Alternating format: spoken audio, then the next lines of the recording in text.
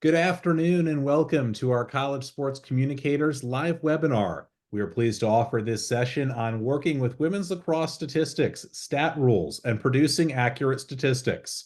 Thanks for joining this important session as we discuss ways to assist CSC members in all areas of working with women's lacrosse statistics and stat rules. Our presenters are leaders in college lacrosse communications and statistics, and they are here to offer their thoughts and expertise and take your questions. And we welcome your questions at any time. Just place them in the Q&A function of this Zoom. You can use the chat function to comment, but please place all your comments in the Q&A channel. I am Miles McQuiggan, Assistant Commissioner for Communications and the Women's Lacrosse Contact at the Coastal Athletic Association. I will serve as your webinar moderator this afternoon. As a reminder, we are recording this webinar, and later on the CSC website and YouTube page, you can watch it as an on-demand session. We also will offer it on numerous podcast channels. Please invite fellow current CSC colleagues to listen and watch this too. We are a few weeks into this college lacrosse season, and as so many of us know who are involved in the sport, we can always learn from each other, and we can always improve based on the knowledge of those who work with the sport. We have lots of cover, so let's get started. We appreciate you joining us today. And let's introduce our guest panelists this afternoon. We have Stephen Gorchov from Hofstra University, the Associate Director of Athletics for Communications. Jill Guys from Johns Hopkins University, Assistant Director of Athletic Communications. And Kalina Roberts from the Savannah College of Art and Design. She's the Sports Information Director down in Savannah. Thank you, everyone, for being here this afternoon. Thanks, Miles. Thanks, Miles. As we get started this afternoon, let's start with the start of the game. And let us start with pre-game planning. Let's start with making sure you are set up to be successful on game day. And I want to start with you, Stephen, and just talking about, one, getting the stat program set up, and then getting set up who needs to be part of your stat crew. So I'll give you how we do it at Hofstra. Our facility, our press box is actually like 5 stories away from the field, so it takes a few more eyes to get things under control.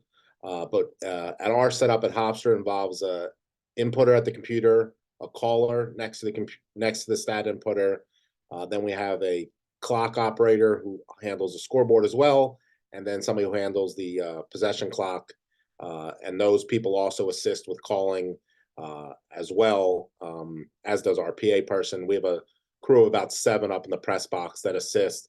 And then the most important person, though, is the person at the field who is telling us anything and everything that's happening on the field, whether it's who had the ground ball, the calls turnover or otherwise, or the who the cards were on, and or giving us other information from the field that the referees need a clock change. But it's really because of our situation at Hofstra, we being so far from the field, it's really important that you have a number of people in the press box to help assist with seeing items from that far away. Jill, we talked about this a little bit in our preparations and our discussions for this call, and something that a lot of us deal with is what Stephen dealt with: press boxes that are maybe in football stadiums, press boxes that are a good distance away. How do you solve that issue? We're really lucky at Hopkins. We play in our football stadium. It's also our lacrosse stadium and our soccer stadium and our field hockey stadium. It seats about 8,000. It's not a huge stadium, and so we're pretty close to the field, a lot closer than Stephen is. I still use binoculars because I'm not getting any younger, and uniform numbers are getting worse. So that's always my biggest thing. Our setup is very similar to Stephen's, and we have a caller, I have an inputter, we have people on the scoreboard and the clock and the PA that are kind of extra set of eyes. We also have someone at the table, but they're just calling up when there's cards or if there's a clock change. We do participation in the press box. But again, I will say the biggest thing for us is having binoculars. Just because, again, like the 6s and the 8s and the 0s are starting to all kind of blend together. We've had issues. I know we've had some complaints about our uniforms. I don't think they're terrible, but again, those numbers tend to blend together, which can be hard to read, especially at a place like Hofstra where you're a little bit further away. Something we also do is have a second computer. I'm usually the one calling. I'll have a second computer next to me or a tablet with the stream up. so I can check if I missed something or need to rewatch something. So that would be the other thing I would say. But again, I can't emphasize enough having binoculars, especially if you're in a situation where you're further away from the field. Jill, I think you got to a really good point on uniform numbers. This is when I'm going to take my annual opportunity to remind coaches to have uniform numbers that are wide and contrasting from your jersey color, because we do want to get the stats right, and it's a lot easier when we can read the numbers. Colleen, I want to go to you just about using student staff. So many of our members are relying on students to run their stat crew on game day. What are some of the things you're telling them as someone in your role to prepare hourly game day staff for these positions? Yeah, I have a crew of all student workers, and I start from the very first game and I put them on a computer. If they're going to do stats, I'll put them on the computer and I'll be their caller. And I start with calling out the keystrokes until, we go through there. I'll give them the keystrokes. They type it in as I go. Once they, learn a little bit what's happening, I'll transition into calling the play.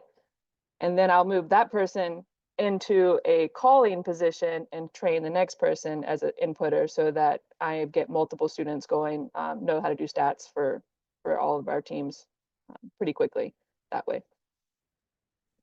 One thing that Jill mentioned a moment ago is participation. I just want to circle back on that real quick for those who haven't done that before or kind of have been surprised by it the last couple of weeks, or maybe it pops up. It's just something, Jill, maybe you want to go into a little bit more about just knowing what your plan is at the start of the game, so you don't look each other at halftime and be like, oh, I thought you were doing it. Sure. So I will say, a lot of places do it differently. Some people have someone at the table that is tracking participation, especially if some setups, the benches are opposite of the press box. So it's easier sometimes for that kid at the table that's maybe doing the carding sheet to kind of just mark kids off as they go in. The biggest thing I will say is do not try to sub on the fly. Just mark off, tick them off as they come in, and then you can just update it at the end if they didn't actually record any statistics. And I will say also as well, if you have a student at the table or someone at the table that's doing the participation, make sure that they know that they're doing the participation. We had a game earlier this year with I asked if they needed me to do it, and they said, no, we have a student at the table that'll do it, and the student didn't know they were doing it. So when they came up at the end of the game, they had not done the participation. And I'll also say, if you have a visiting SID that's in the box with you, sometimes it's easier for them to do the participation because they know their kids better than you do, and what they know who the players are without having to look at their number, and it's much easier for them. So I would say take advantage if there's a visiting SID in the box with you, to take advantage of their kind of expertise on their own team. One is an extra set of eyes, but also helping with participation. And you mentioned having someone at a table or communicating downstairs. That person's also really important for communication with the officials. And, Stephen, something we talked about was making sure that person, or whether it's you up top, regardless of what your setup is, that the officials know who they're supposed to be going to on certain things. Absolutely. The one thing we make sure our crew does, our clock and our possession clock person, scoreboard operator, they go down pregame and they make sure they introduce themselves to all three of the officials and point out to where we are. So they need to put hand signals up or where to look. It's really important for a number of reasons.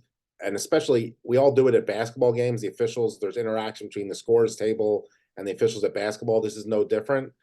We do it so they know who they're talking to.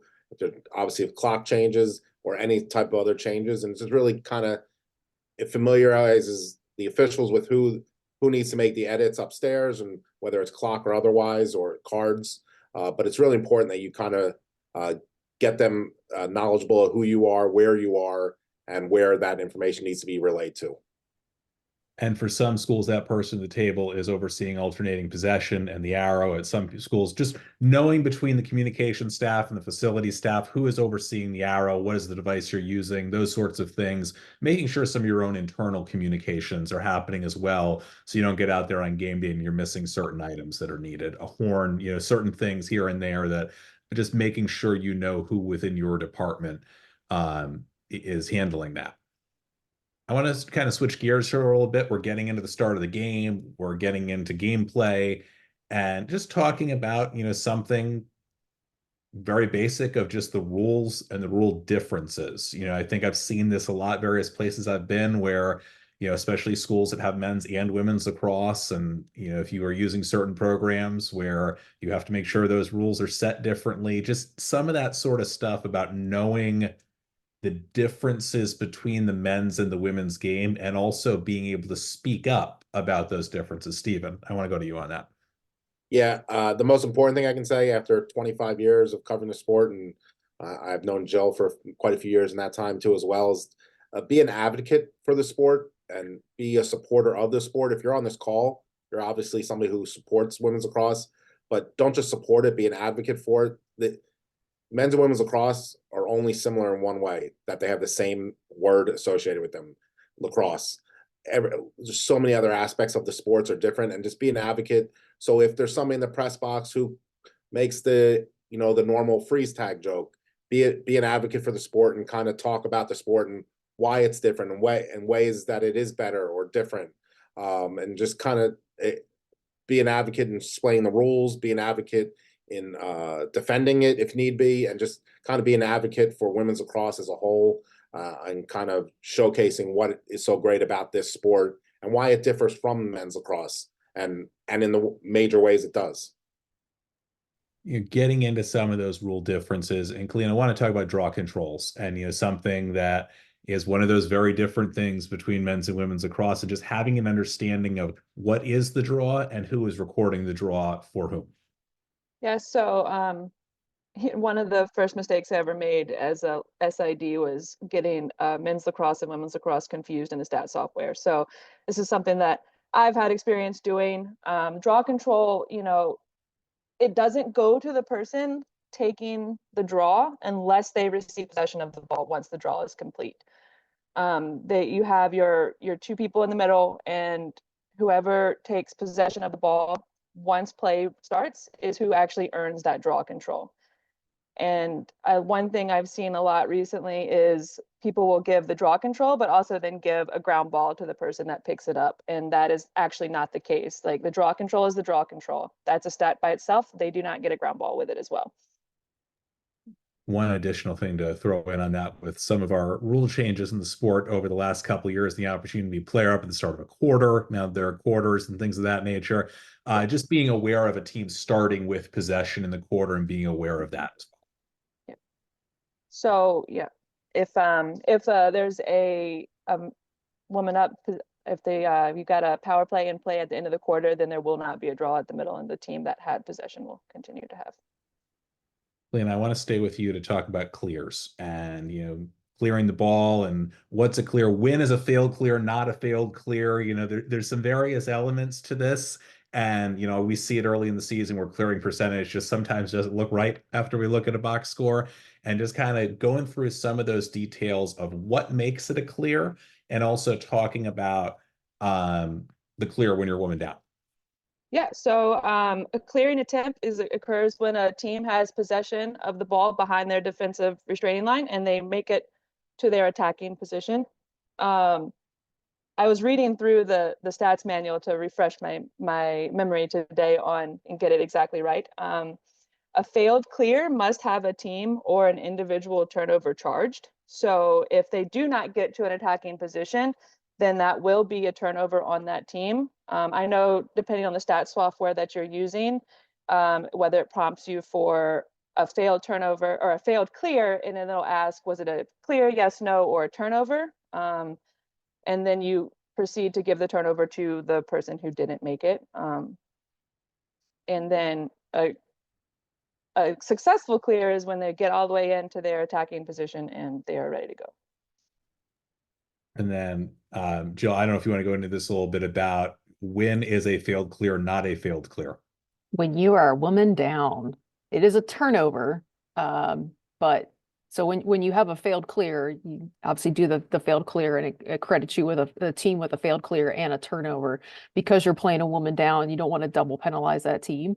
If they're successful, it is a successful clear. But if it's not a successful clear, you just credit them with a turnover. You don't also penalize them with a failed clear. Jill, wanting to stay with you here to talk about fouls a little bit, and something that I think a lot of people have been figuring out a little more this year and kind of keeping an eye on is just how are you giving fouls? What is a foul? What goes in the system as a foul versus what goes in the system as something else? Yeah, that's a good question. I've been watching women's lacrosse for a long time, and there's still sometimes I'm not sure what's a foul and what's not a foul. It's been a little more difficult in the last few years with some of the changes they've made to the game, with not having to stop and then the player gets moved 4 yards behind. A lot of times there's the whistle, and if the player with the ball that was fouled just keeps going, like she can just keep. There's instances where they have to stop and freeze, and wait for play to restart on the official signal. But most of the time they're allowed to just keep going. So sometimes it can be very difficult to tell sometimes it's obvious if it's an open field of play and there's an attacking player and defensive player and the ref blows the whistle, it's pretty clear who the foul is on. In the instance where there's multiple defensive players around that player, if you couldn't tell who caused the foul, give it to team, try to use your best judgment of who you thought was the foul. I wouldn't just assign it willy-nilly if you just are 100% not, if you're just not sure, just don't give it to one player because you feel like you have to assign it to an individual player. You can give it to a team. And then there's the yellow cards and green cards, which have been a lot of with the rule changes in women's lacrosse. Do not enter them as a penalty. It is different from men's lacrosse. It is, it's similar to soccer where there's actually a yellow card and a green card. The green card is 1 minute, yellow card is 2 minutes, and then a red card, which I, knock on wood, have not seen, is a 5-minute non-releasable. And you would enter all those as a card, not as a penalty. And then if the team were to score, that is a man up or a man down, man down goal. One note with the yellow card, so a red card is an automatic non-releasable 5-minute. The yellow card, once a team gets to their fourth yellow card, the fourth yellow card and any subsequent yellow card is a 2-minute non-releasable. Awesome. A lot of important stuff on cards there. And as we alluded to, there have been some significant changes with the rules for cards this year. So one of those situations of, like so many other things, have something printed out, have those details printed out at in your press box, wherever you're working from during the game. So you have the knowledge to be able to get through these, as we're all to an extent learning some of these new rules. We got a couple questions that have come in that I want to get to. I see one or two that are actually things we're going to get to in a little bit, but there's two I want to circle back on. And one pertaining to draw controls. And the topic of on the draw, there's a foul called, or on the draw, someone goes early. How is that scored? So on the draw control, when there is a foul, who I was, again, reading up on this earlier today, whoever the official gives the ball to start play is who actually gets the draw control. And then one on clearing. Sorry, I had one thing. I just want, we have a player that kind of goes to this as well, who's we'll call her a Fogo. She takes a draw and she runs off the field. In those instances where it's a foul between the two players taking the draw, like the kid taking the draw, because sometimes it's an offensive player that will come and take the ball. In the instance where you have a player who is a draw specialist that takes the draw and then immediately runs off the field, that player would get the draw if she's the one that's fouled, and maybe another player that picks up the ball. But there are plenty of instances where you have a player who is not a draw specialist who will then, as Kalina said, get the draw, and that player obviously does get the draw. Sorry, that's a little bit of a confusion right there. That's a really good thing to clarify. Thank you, Joe. One thing relating to I also want to back to the cards. We can circle back on the cards. Correct me if I'm wrong, the two yellows, that person is ejected from the game. Yes, if a player gets 2 yellow cards, they are done for the rest of the game. They can be replaced. Correct. They can be replaced, but they are done for the rest of the game. Thank you. On the topic of clears, one thing that was brought up here, you have a situation where the player wins possession of the ball outside of the defensive third, and in the midfield controls the ball, then goes back into the defensive third, not by their momentum of bringing the ball with them, but they choose to go into the defensive third. Is that a clearing attempt? Jill, I don't know if you want to take this one or I can take that. I've always done that as I've always done that as a clear. I take a similar situation of if you win the ball on the draw and sometimes you either throw it back to one of your defenders or to your goalie if they're up high, or if you just end up running back below the restraining line. I've always viewed that as a clear because to me, once you take it below the restraining line and then you're trying to move up into your offensive third, like to me, that's a clear. I've also done the same. Me too. I agree, 100%. We're going to get to a few more of your questions in just a little bit. We do have a couple topics coming up that are going to answer some of those. And we want to talk about turnovers and talking about, when is a turnover, also a caused turnover. How are you determining which player is charged with the turnover? And Colleen, I want to start with you on this about when does a turnover have a cause? Why does a caused turnover have to have a turnover first? And also, how do you determine who turned it over? Man, got hit me all at once. All right. So, a caused turnover is when a defensive player's actions directly cause the offensive player or the player with the ball to lose control. And then that player then gets the turnover. The cause is on the player whose actions determined or caused the turnover. And then you moving forward, you go with who I guess picks up the ball, gets the ground ball. But it's very interesting. These are like one of my favorites, but it's not a caused turnover if, say, I'm going down the field and I throw the ball out of bounds. That's not a caused turnover. Now, if a defensive player maneuvers their offensive player outside of bounds for a turnover, then I would grant a caused turnover to the player who made that player go out of bounds. And then when a player intercepts a ball, so if I'm passing and my ball is intercepted, I've got a turnover. The defensive player gets a caused turnover and the ground ball on that one. And that's the biggest one that I see people kind of miss, the ground ball part. Yeah. Yep. So the ground ball doesn't have to be on the ground to be considered a ground ball. That was if I'm intercepting the ball, that's a pretty good play, and they deserve that all the way.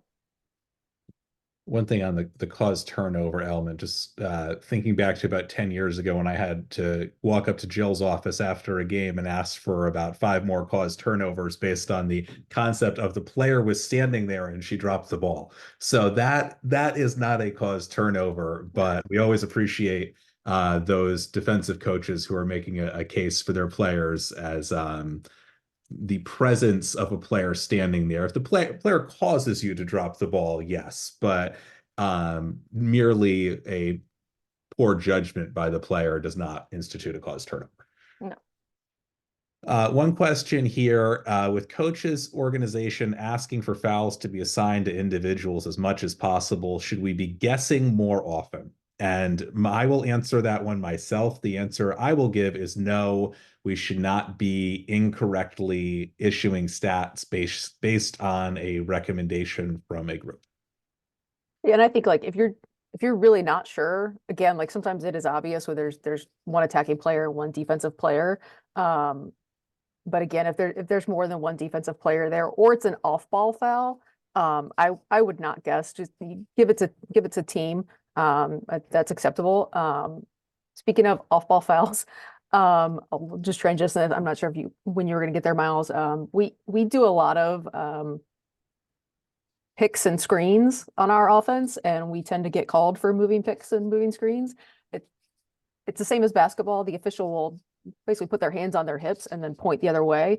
In that instance, like if we've had a couple instances where we've taken a shot as the official has called a moving pick. And in that case, like it's just like basketball if there was an offensive foul. There's no missed shot. It's just a turnover on the player that set the moving pick. And again, that can sometimes if it's way off ball and you don't see it, that can be hard to do. And again, I would just give a team turnover. I wouldn't try to figure out who it was unless you have the stream up and you see it. But 9 times out of 10, if you have the ball and all of a sudden the ref blows a whistle and everybody's going the other way, it was probably an off-ball foul. It was probably a moving pick.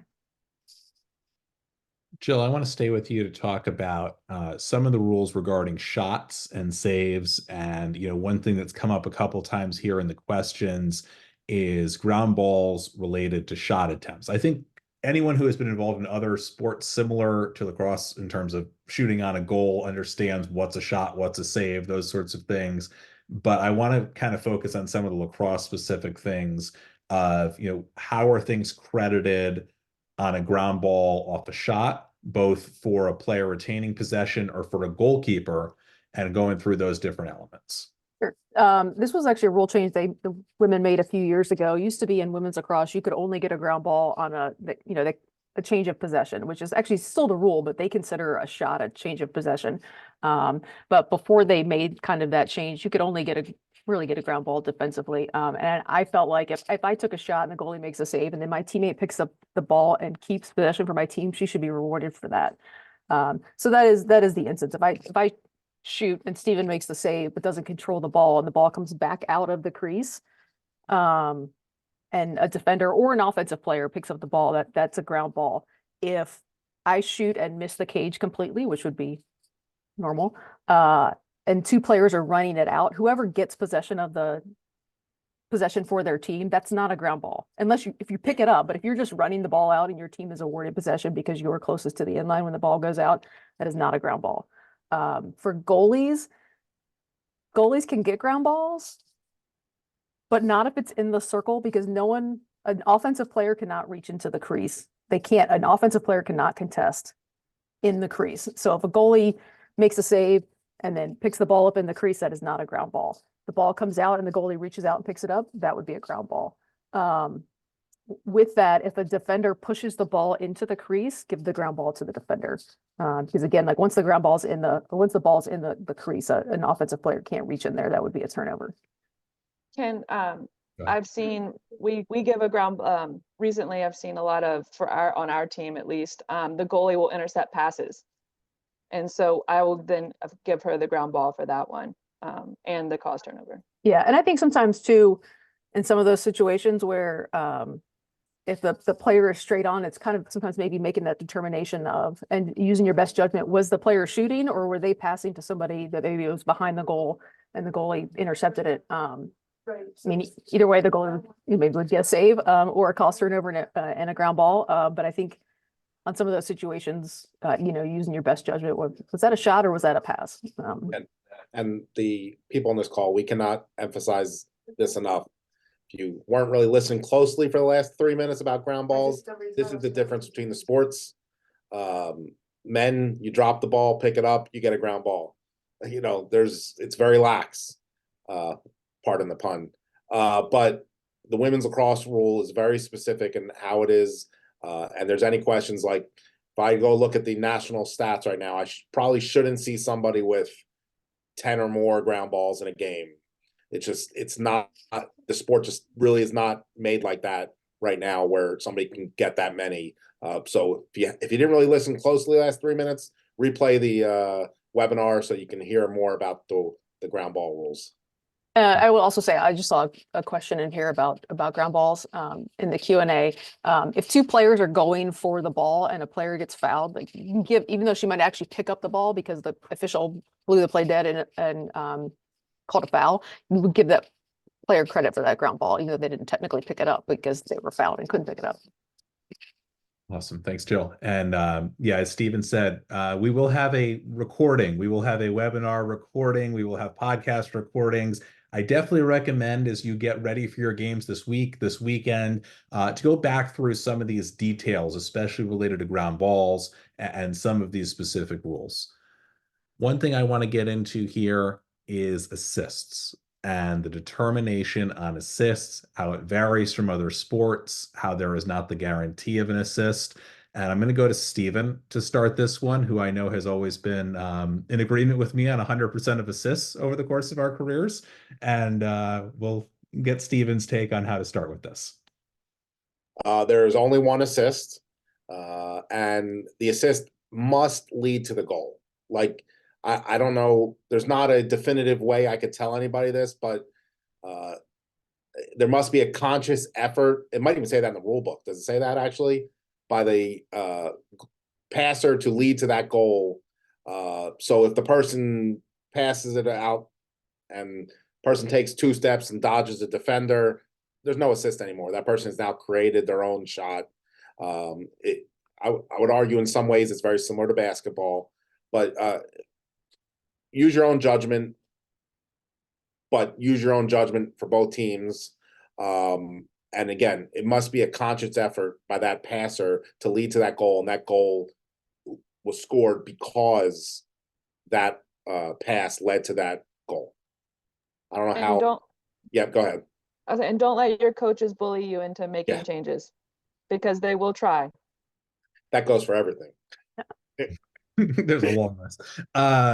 But I want to get back to that topic in just a moment, actually, of post-game stat changes and everything. But one thing in the in-game I really want to stay with here that will sometimes pop up is overtime. And I apologize for anyone I just spoke it into existence for this upcoming week. I am truly sorry. But talking about, Stephen, I want to talk about setting up overtime, knowing the overtime rules. What is overtime versus double overtime? Knowing not only from a statistics standpoint, but just from a general rules of the game standpoint. Yeah, I personally got confused last week on our preparation call. So overtime is 6 minutes. Each overtime is 6 minutes. It is 2 3-minute periods. That the 2 3-minute periods are the first overtime. The clock, you set your stadium clock for 3 minutes. At the end of the first 3 minutes, you are still in the first overtime. The the switch ends. So everything else just stays. Still the first overtime. It is sudden victory. So if somebody scores with 1 minute left in the first 3 minutes, there was actually 4 minutes on the clock, if that makes sense. But it is sudden victory, and the 6 minutes is not 2 overtimes, it is 1 overtime. So if I see a box score had went into second overtime, it didn't, because the 2 3-minute periods are the first overtime. It's the one thing about the sport that I think is a little overly confusing. I'm not here to make the change. I'm just here to administer it. So, but again, I will reiterate: 2 3-minute periods are the 2 first 3-minute periods are the first overtime. If it is still scoreless after that, then you go into a second overtime of the same similar nature. Again, sudden victory of again, and the term is sudden victory, not sudden death. Again, these are ways be an advocate for the sport. Again, sudden victory. Again, sudden victory, 2 3-minute periods equal 1 overtime. So, and I think, sorry, No, go ahead. when you're setting up the game, and again, we use Stat Crew. I don't use Presto, but I imagine it's similar, is making sure when it can be easy to kind of fly past that screen when you're setting up, but making sure if you have men's and women's lacrosse, that overtime is set at 6 minutes, not 4 minutes like the men. Very important. Same thing in Presto, does that too. And if you are someone who has the power to make that rule make a little more sense, we open our line of communication to you and are happy to have those discussions in the off season. But that is a lot of the things I wanted to cover about the in-game things. We are coming up on time to make sure we still get in some more of your questions as well. Just a reminder, we'll have a recording of this. We will have some ways to review this. So you have it as a resource throughout the season, which is what we're trying to do with a lot of these stat-based webinars. But one thing that I do want to get to, and we've had a couple questions pop up about this as well, is coaches asking for stat changes. And it is something that happens as a conference communications contact. I think I had one game middle of the week that I got 5 separate files for.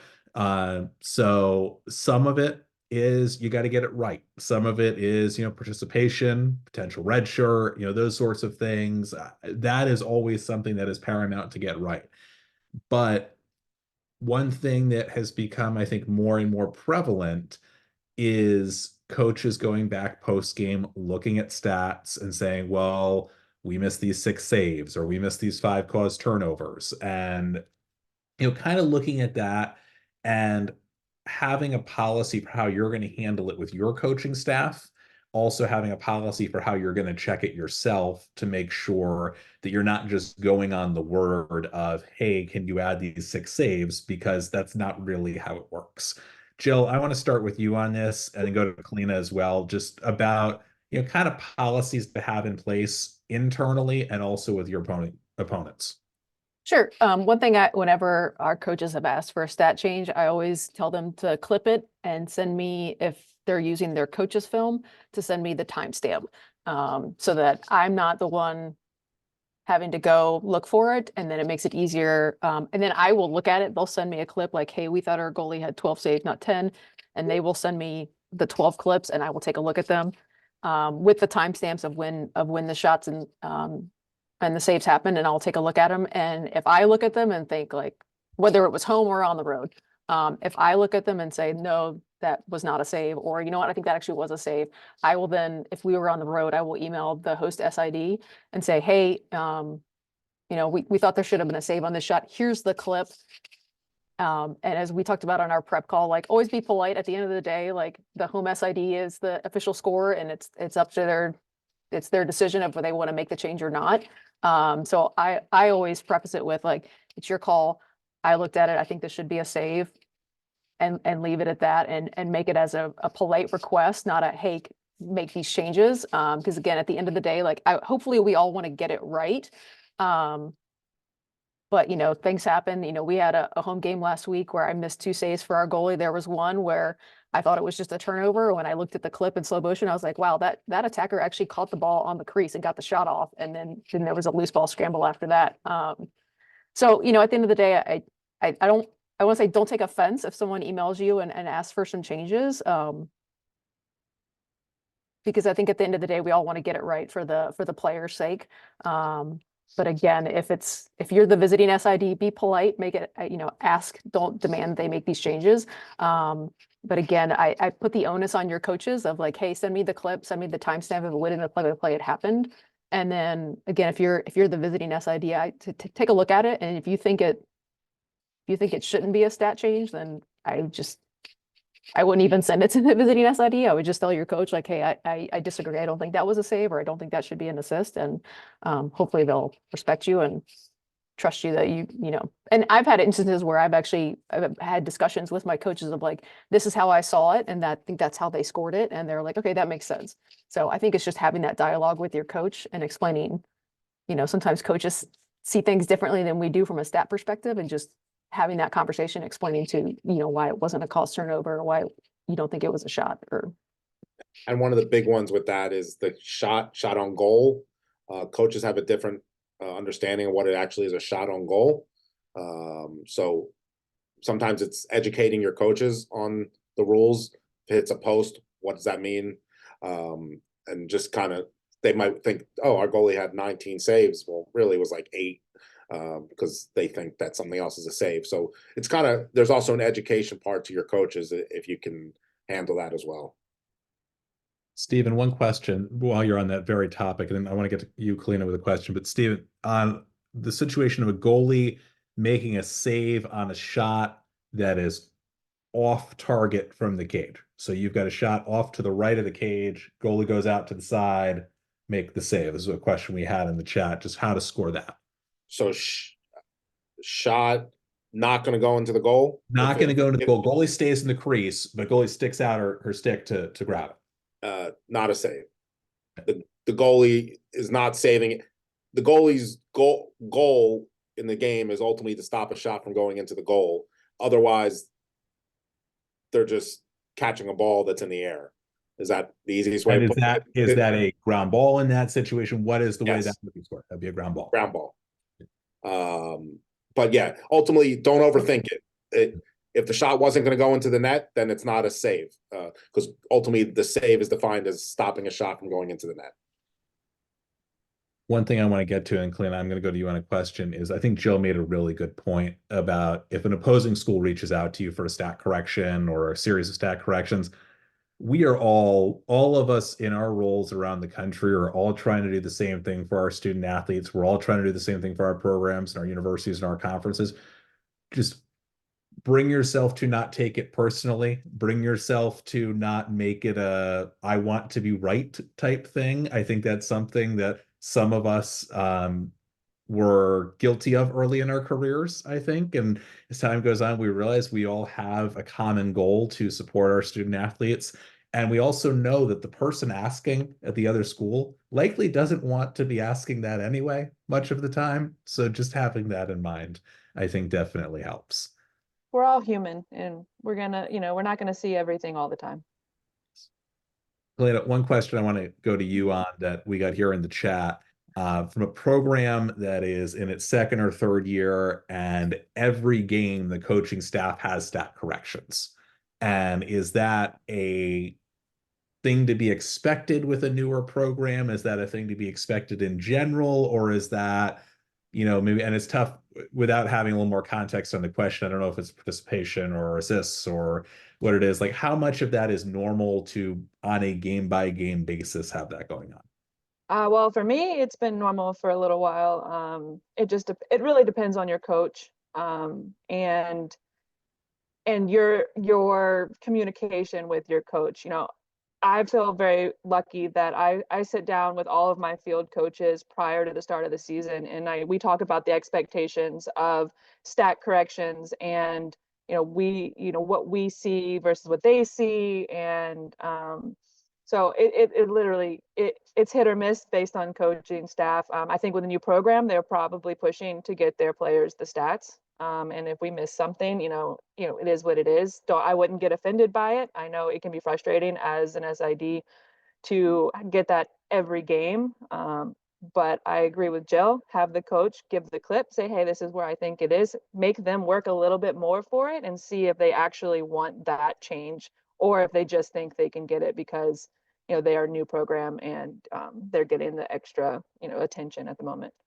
And I would say too, if they're sending you, and if it's a lot of changes, and like you're looking at them and saying like that is not an assist, that is not a save, that is, and it's 75% of what they're sending you is just completely wrong. I think maybe it's time to have a conversation with that coach and be like, look, every week you're sending me 15 stat changes, and 14 of them are not right, and the week before it was 12 stat changes and 11 of them were not correct. Like, it's time to have that conversation of maybe the coach needs to spend their time doing something else and not going back and reviewing and Doing maybe your they job. just don't know the stat rules. I've learned in a lot of sports, sometimes coaches and players don't actually know this. They don't know the stat rules, the rules of the game, but they don't know how games are actually statted. So, and in the end, sorry, Joe. No, go ahead.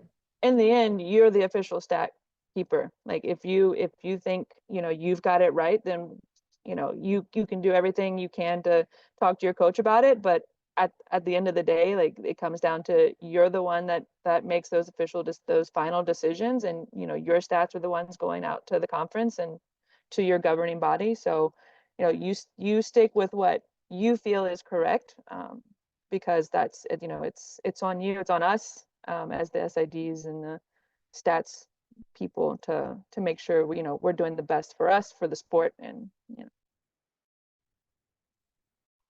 One thing I have here in the chat, if you see someone who is doing a stat incorrectly halfway throughout the year and they lead the country in that stat, who do you reach out to, especially if they are not in your conference? And I will answer this one and suggest that you may have the option of sending them this webinar, and you may have the option of helping them along through that. But I will say, from a conference person's standpoint, I don't think there are many people who would ask a school to re-input half its games based on a rules interpretation. And I think that's why this is so important. That's why getting this stuff right in February is so important. So we can do this correctly. I see this sometimes I check the NCAA stat page every week as I'm doing my game notes.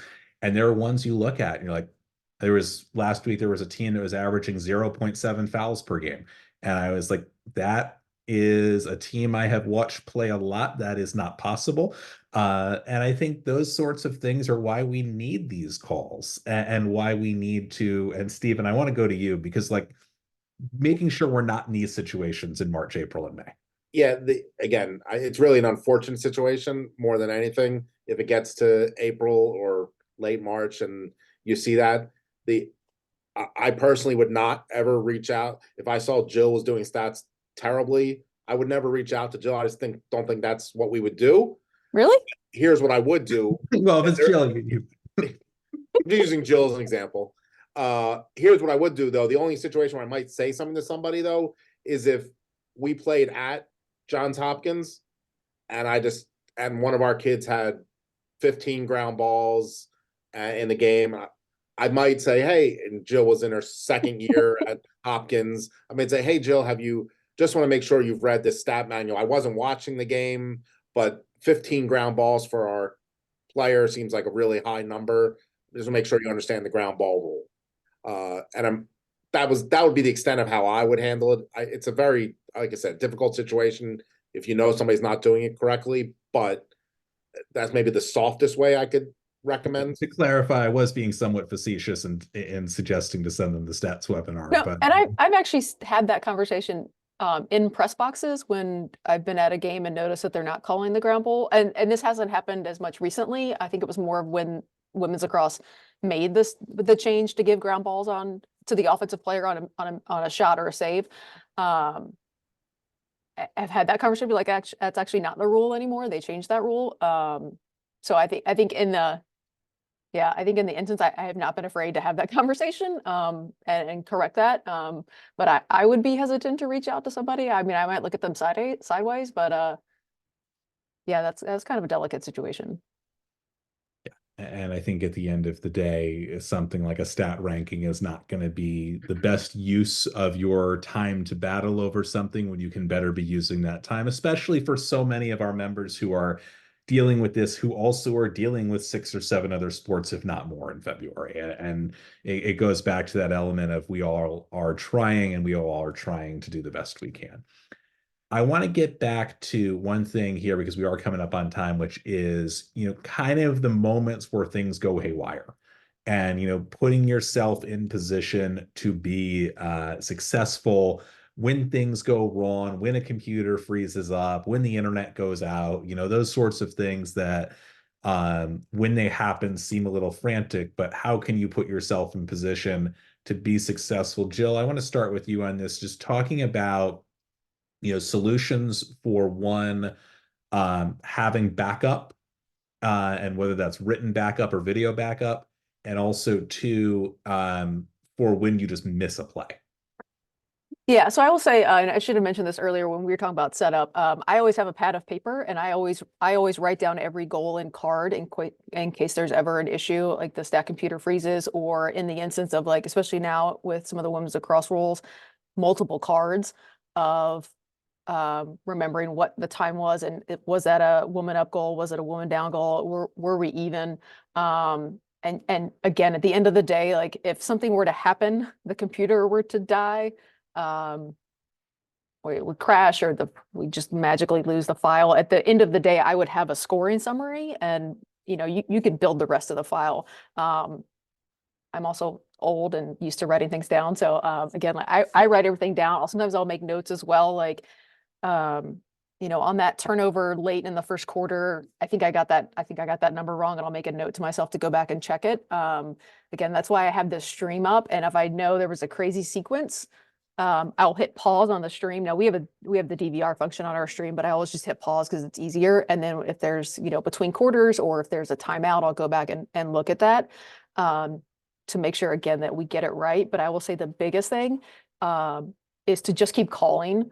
If there was a crazy sequence, because sometimes you can have, a turnover and a cost turnover and a ground ball, and then there's a clear, and then there's a turnover on the clear, and there's the cost turnover, and then the ground ball, and trying to keep all of that straight. And I think it's easier to just keep calling. You can always go back and edit a number. Sometimes it's easier to edit a number if you put the wrong one in than to try to insert plays.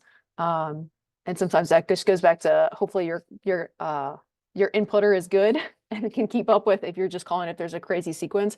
But again, I think the biggest thing is they're going to keep playing on the field unless there was a foul or some sort of stoppage. The play is going to keep going.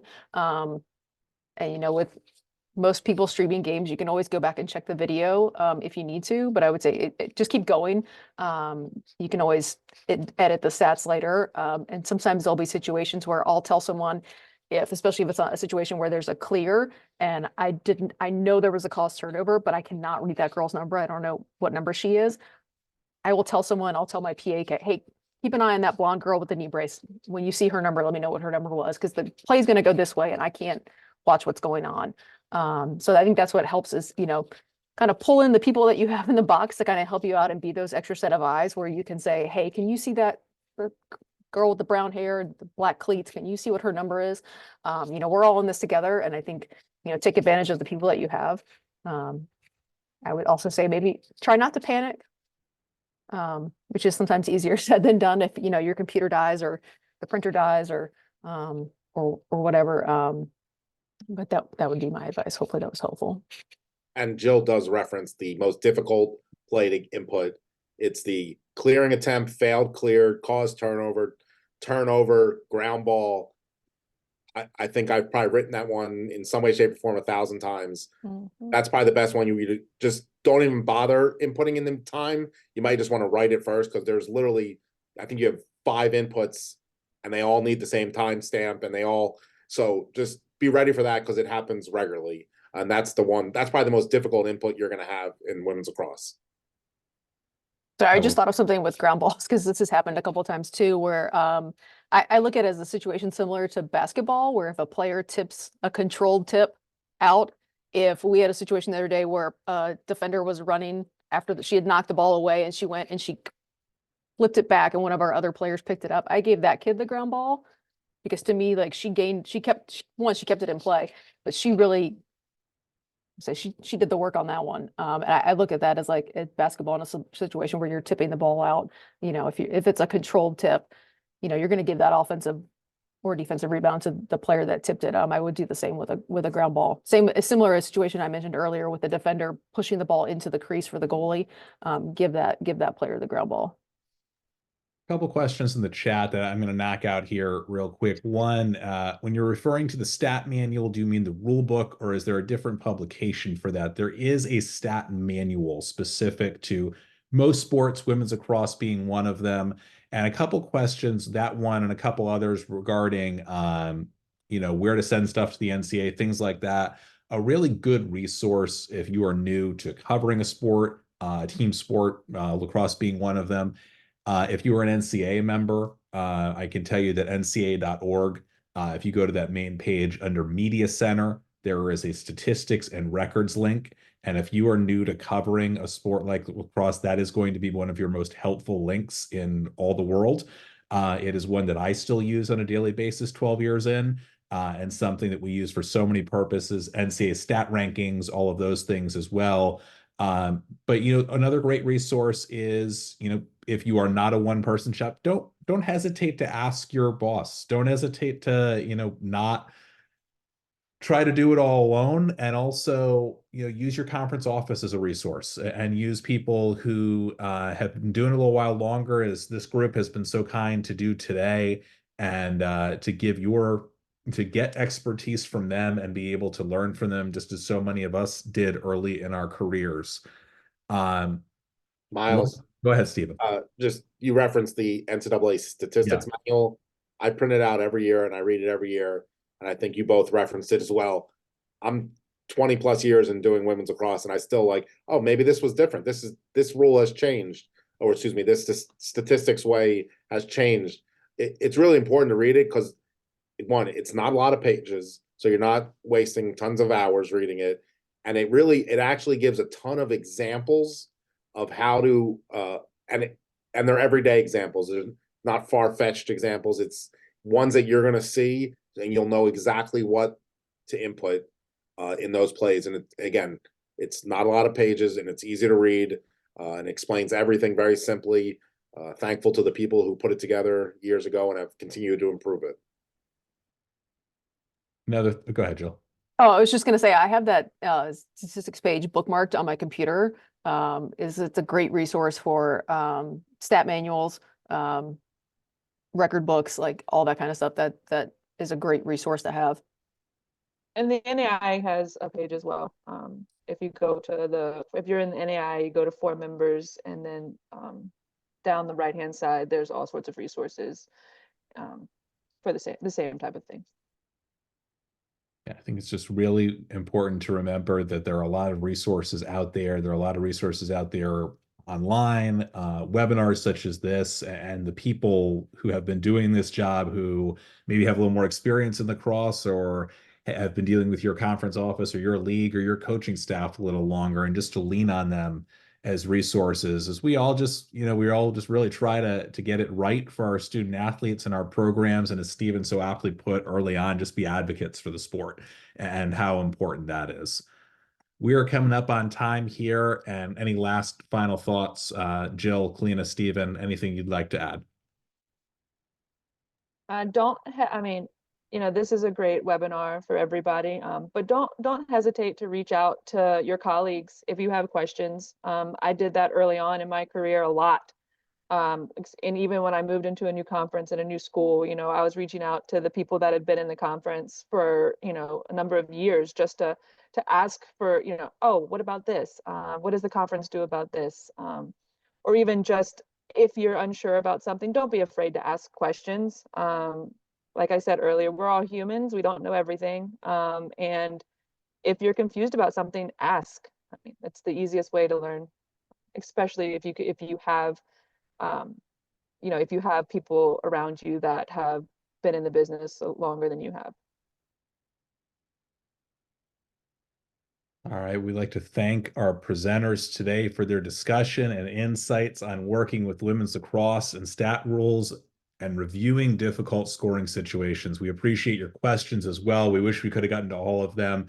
As we've said so much throughout this call, don't hesitate to reach out if this group or if anyone else can help you, as so many of us have been involved in this sport for a while and want to continue to see its coverage grow and its exposure grow. We're definitely happy to help. This webinar will be on demand later today in a video format and also as a podcast, so share that information with your colleagues. We encourage you to check our website, collegesportscommunicators.com, for updated information on what's on tap for CSC programming and continuing education. We'll have 2 more webinars this week. Tomorrow, February 27th at 1 p.m. Eastern, join us for a baseball and softball statistics webinar. And Wednesday, February 27th at 2 p.m. Eastern, the Diversity and Inclusion Committee hosts a webinar entitled Keeping DEI in the Forefront. Kalina, Jill, Stephen, thank you for being here today, and thank you to our attendees. Have a great day. Thanks, Miles.